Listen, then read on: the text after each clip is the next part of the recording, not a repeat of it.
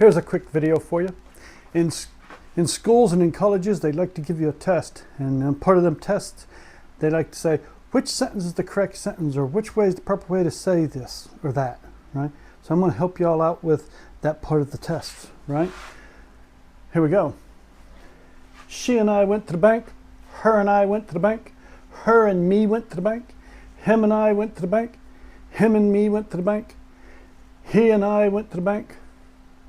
How do we know which way is the proper way to say these and write these?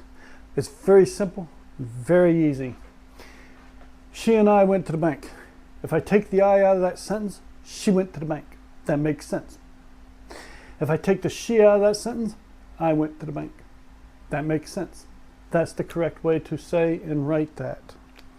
If I was to take the I out of this sentence, her went to the bank, her went to the bank, that makes no sense, right? Now I could take the her out and say I went to the bank. Well, I went to the bank makes sense, but you can't say her and I went to the bank because her went to the bank doesn't make sense, right? I can say me went to the bank, but me went to the bank doesn't make sense, right? So to say her and me went to the bank or her and I went to the bank, that's not the correct way. So that's not the correct sentence. It's she and I went to the bank. Same thing with him and he, right?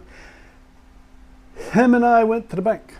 If I take the I out of that sentence, him went to the bank. Him went to the bank. That doesn't make sense.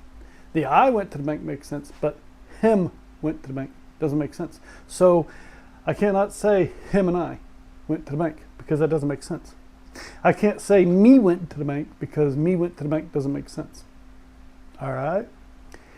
I can't say he and me went to the bank because me does not make sense, right?